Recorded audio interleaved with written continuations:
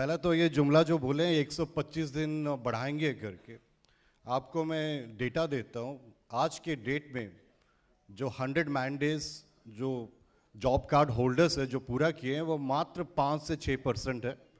And average जो मैंडेज काम होता है वो 45 से 46 दिन होता है। एंड इसका भी कारण है क्योंकि जो मनरेगा का मूल धारा था कि डिमांड के आने से काम मिलेगा, ये अनौपचारिक मतलब they have been trying to curve the demand. एक नोटिफिकेशन आया था मिनिस्ट्री ऑफ एक्सपेंडिचर का जो कि पार्लियामेंट से पारित नहीं है। मिनिस्ट्री एक्सपेंडिचर का ये नोटिफिकेशन आया था कि आपके 2 क्वार्टर में 60% ऑफ डिमांड तक की रहना चाहिए करके। जो कानून है उसको ये लोग आप देखिए पीछे से कैसे चेंज करते आ रहे हैं। हम लोग कमेटी खाली कांग्रेस पार्टी के नहीं, सारे दल के नेता होते हैं, बीजेपी, एनडीए, इंडिया अलायंस सब रहते हैं। सबका यही मत था कि जो मनरेगा का कोर सोल है, राइट टू वर्क डिमांड, इसको कर्व नहीं किया जाए। जिसको भी काम चाहिए उसको रोजगार मिलना चाहिए। फंडिंग की बात है, ये सरकार कई सालों से मनरेगा को बंद करने की कोशिश करती आ रही है।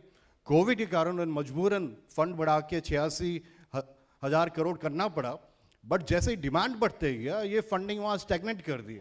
एंड लास्ट ईयर का फंडिंग जो था 86,000 करोड़ में 27% उस पेंडिंग लायबिलिटीज को पेमेंट करने के लिए गया जो कि उनका ड्यू था। मतलब एक्चुअल जो बजट था वो 86,000 करोड़ नहीं था, 60,000 कुछ करोड़ था। तो ये अंडर फंडिंग सबसे मेन प्रॉब्लम है जो मनरेगा में करते आ रही है। एंड इसके कारण क्या होता है कि आपका जो मटेरियल का पेमेंट है, जो वेजेस का पेमेंट है, वो डिले होता रहता है। आप मटेरियल का पेमेंट देखिए 1-1 साल तक पड़ा रहता है। वेजेस का पेमेंट 3 महीना 4 महीने, कुछ राज्य तमिलनाडु जहां हम गए थे 3,000 करोड़ पेंडिंग है। वेस्ट बंगाल, पश्चिम बंगाल अब अपना एक उनको पसंद नहीं है सरकार तो मनरेगा बंद करे, 3 साल से बंद कर दिए। सुप्रीम कोर्ट का जब ऑर्डर आया था कि पश्चिम बंगाल में मनरेगा चालू करो, इस वीबी ग्राम जी बिल के अंतर्गत अभी स्विच ऑफ क्लॉज डाल दिए जिसमें उनकी मर्जी, जिस राज्य में हमें पसंद नहीं उस राज्य में मनरेगा बंद, जिस ब्लॉक में हमें पसंद नहीं उस ब्लॉक में मनरेगा बंद, जिस गांव में हमें पसंद नहीं उस गांव में मनरेगा बंद। ये कैसी मतलब कानून लेके आए हैं ये।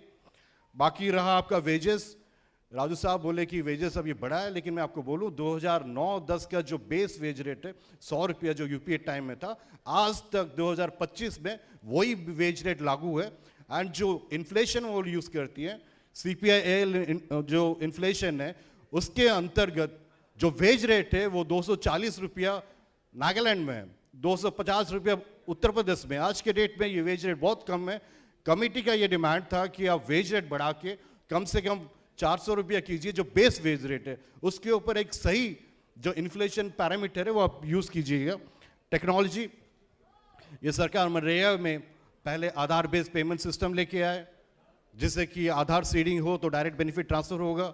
हम आदिवासी बहुल एरिया से आते हैं, रूरल एरिया से आते हैं, वहाँ बैंकिंग नेटवर्क नहीं है, मोबाइल नेटवर्क नहीं है, आधार बेस्ड पेमेंट सिस्टम नहीं चलेगा। कमेटी की तरफ से हम रिकमेंडेशन था कि आधार बेस्ड पेमेंट सिस्टम लागू नहीं करना चाहिए। एनएमएमएस आए, एनएमएमएस एप्लीकेशन से सुबह फोटो उठाओ शाम को फोटो, और मोबाइल कनेक्शन नहीं है। झारखंड से लोग आते हैं, छत्तीसगढ़ से आते हैं, उड़ीसा से आते हैं, मध्य प्रदेश, नागालैंड, नॉर्थ ईस्ट, कहीं मोबाइल कनेक्टिविटी नहीं है। कहाँ घूम फिर के आप फोटो उठाते रहेंगे। ये सब चीज़ कुछ हाई लेवल पे ये सरकार कोशिश करती आ रही है कि मनरेगा कैसे खत्म करे। हम सब मिलके ये कोशिश करेंगे कि मनरेगा का जो एक्ट है उसको वेजेस कैसे बढ़ाए, उसको मैंडेज कैसे बढ़ाए, उसको कैसे और ग्राम सभा को सशक्त करे, पंचायत राज सिस्टम को और मजबूत करे। यही प्रयास रहना चाहिए। आप सबका यहाँ के मिल के लड़ने के लिए आप सबका यहाँ पे बहुत बहुत धन्यवाद। यही बोल के मैं अपना बात को यही विराम करता हूँ। Thank you so much. साथियों, अगर हमारी टाइम में लड़ने का अगर कुछ टाइम है ये है, क्योंकि मैं डिटेल में नहीं जाने वाला हूँ। आपको पता है नरेगा गया, हमारी अधिकार गया, तो इस सरकार को अभी सबक सिखाने का टाइम आ गया है। और मैं इस बात में अपने बात को रखूँगा वो कैसे किया जाए। मुझे बहुत गर्व है कि हमारी पार्टी ने 27 को CWC मीटिंग में संकल्प लिया है। इस आंदोलन, इसको आंदोलन नहीं बुला रहे हैं, इसको एक संग्राम की नाम दिए हैं। संग्राम, स्वतंत्र संग्राम, अभी ये नरेगा संग्राम। तो ये संग्राम होगा कितने साल होना है उतने साल कांग्रेस पार्टी करेगा और लोगों के साथ जुड़ के करेगा। मगर ये लड़ाई जो है ये दिल्ली से नहीं लड़ा जाता है, ये लड़ाई गांव-गांव से हमारे मजदूर के साथ लड़ाई जाना चाहिए। तो हमें पहले ये काम करना पड़ेगा कि हर गांव में हमारे साथियों के साथ हमें बातचीत करना पड़ेगा।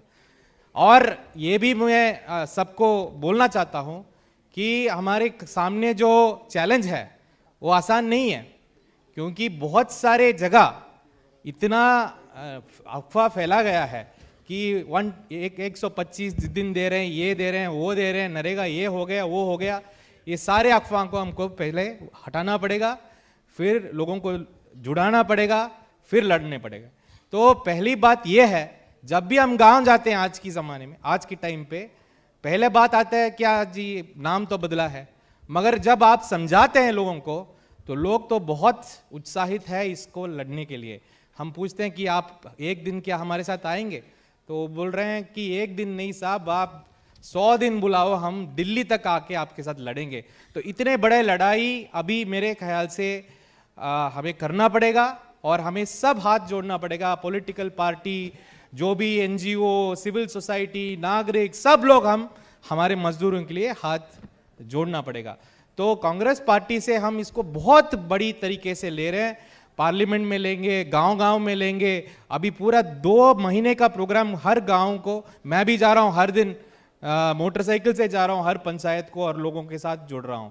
और हमारे जो सिविल सोसाइटी हमारे साथियों यहाँ पे बैठे हैं, तो हर स्टेट में हमारा एक सेंटर है जो आपके साथ भी जुड़ेगा।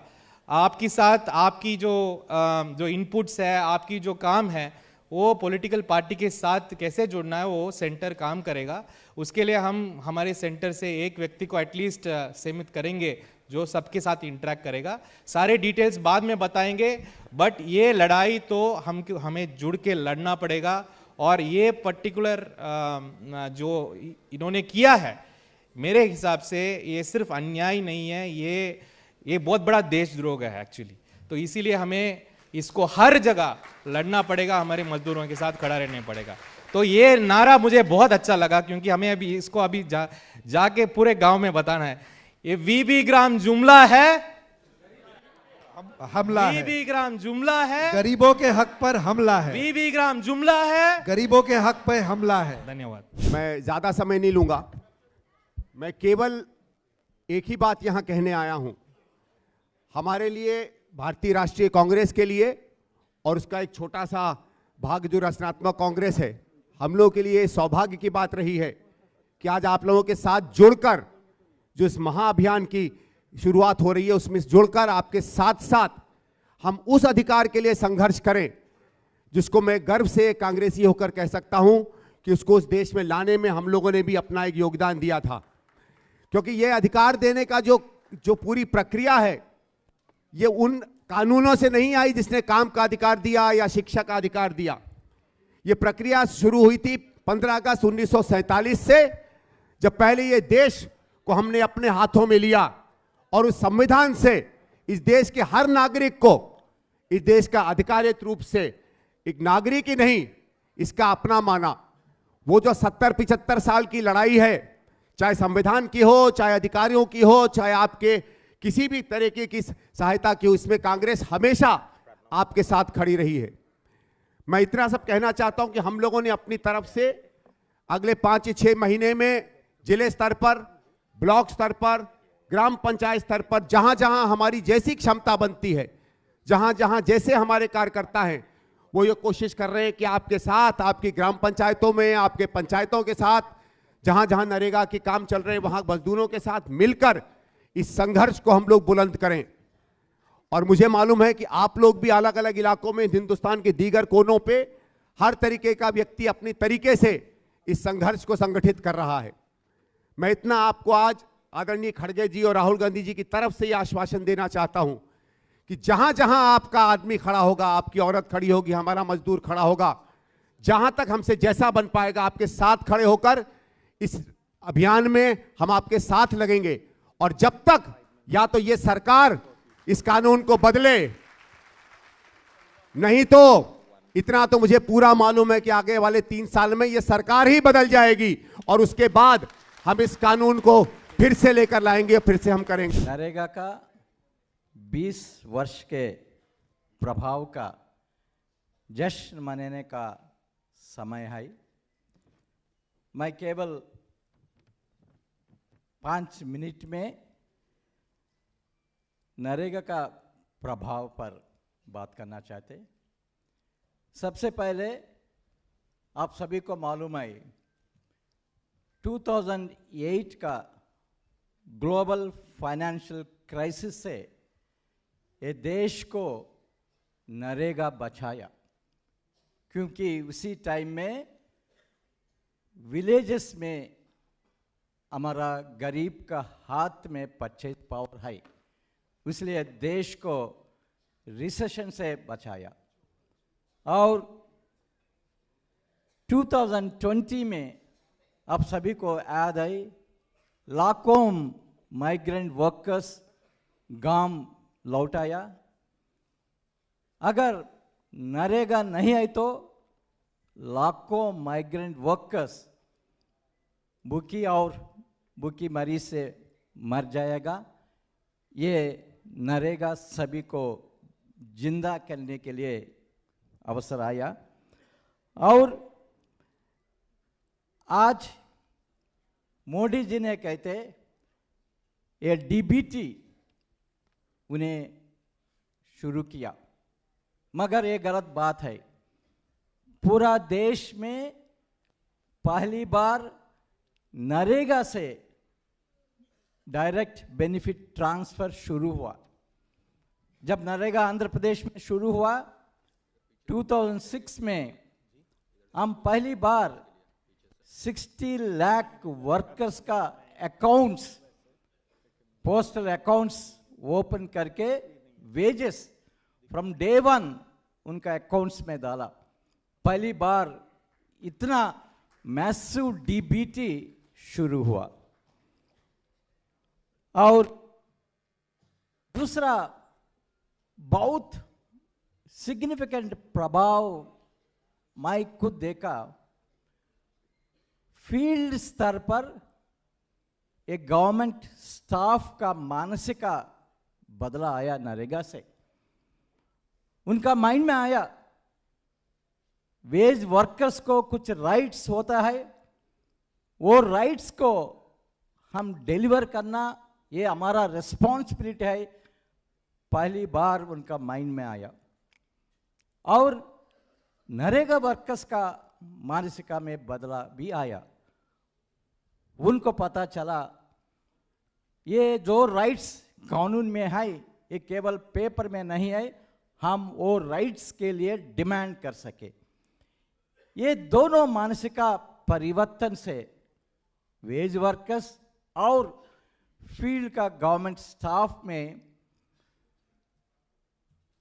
ये गवर्नमेंट प्रोग्राम्स इंप्लीमेंटेशन में बहुत क्वालिटी इंप्रूव हुआ। और ट्रांसपेरेंसी एंड अकाउंटेबिलिटी, पारदर्शिता, जवाबदेही। मैं नरेगा लागू करने के पहले 25 इयर्स गवर्नमेंट एडमिनिस्ट्रेशन में मैं देखा ट्रांसपेरेंसी एंड अकाउंटेबिलिटी का कोई बात नहीं आई। पहली बार देश में नरेगा बताया ट्रांसपेरेंसी का, पारदर्शिता का मीनिंग क्या है। हर एक वर्कर्स का, जो वर्कर्स वर्क के लिए डिमांड करते हैं, पूरा इंफॉर्मेशन लोग देख सकते।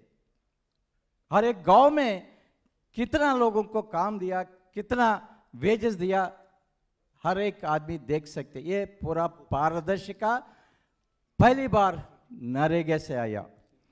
और अकाउंटेबिलिटी, ये भी मैं 1 मिनट लेके बात करना चाहते हैं। जब आंध्र प्रदेश में हम नरेगा का सोशल ऑडिटिंग करने के लिए डिसीजन लिया, हम एक निर्णय लिया, ये पूरा ऑडिटिंग केवल नरेगा वर्कर्स ही करेंगे। हम सभी को ट्रेनिंग देके सोशल ऑडिटिंग करने के लिए शुरू किया। हर एक पंचायत में नरेगा वर्कर्स ऑफिसर्स के ऑफिसर्स को सामने रखे क्वेश्चंस पूछते। ये बहुत अच्छा सीन है। हर एक पंचायत में नरेगा वर्कर्स उनके सामने ऑफिस करके आंसर्स देते हैं। ये है पूरा अकाउंटेबिलिटी नरेगा एक्चुअलाइज किया। और आज हम कहते गवर्नमेंट प्रोग्राम्स में आईटी, पहली बार नरेगा से ये आईटी शुरू हुआ। मगर नरेगा आने के बाद नरेगा वर्कर्स का बार्गेनिंग पावर वजह से ये average wage rate of agriculture workers 2006 से 2025 तक आप देखें तो 76 रुपीज से 398 रुपीज बढ़ गया। ये नरेगा का प्रभाव है। और दूसरा परिणाम मैं देखा, नरेगा में हमारा वर्कर्स वो ऑब्जेक्ट्स नहीं, वो सब्जेक्ट्स है। वो सेंटर ऑफ द स्टेज आया वो प्रोग्राम इंप्लीमेंट करने में। उनका वर्कर्स में कुछ लोग मेट्स बना, वर्कर्स में कुछ लोग फील्ड असिस्टेंट्स बना। पूरा प्रोग्राम पूर्ण परिवार उनका हाथ में लिया। और नरेगा पहली बार बताया देश को, ये वर्क फोर्स में वुमेन का पार्टिसिपेशन 50% के ज़्यादा वुमेन पार्टिसिपेशन, उससे उनका फैमिली में कैसा बदला आया आप सभी देखा। और फाइनली मैं ये भी बताना चाहता है, जब नरेगा लागू हुआ उसी टाइम हर स्टेट में self help groups of movement शुरू हुआ। वो नरेगा वेजेस से एसएचजीज का सेविंग्स बढ़ाया, उनका कैपिटल भी बढ़ाया और उनका लाइवलीहुड एक्सपैंड करने के लिए मौका मिला। ये सभी प्रभाव गरीब लोगों में आत्मविश्वास लाया, उनको एम्पावर किया। इसी कारण से मोदी आज नरेगा को दरकिनार किया, बुलडोज किया। क्यों? ये मनुवाद नहीं चाहते गांव में पूरे सदपुर को आत्मविश्वास होना, उनका अच्छी तरह वेजेस मिलना, वो इंडिपेंडेंट होना, वो नहीं चाहते हैं। ये मनुवाद का सोच, वो सोच लेकर मोदी, प्राइम मिनिस्टर मोदी आज नरेगा को बुलडोज किया। हम सभी एकत्र करके फिर नरेगा को वापस लाने के लिए हम फाइट करेंगे। Thank you very much. Thank you.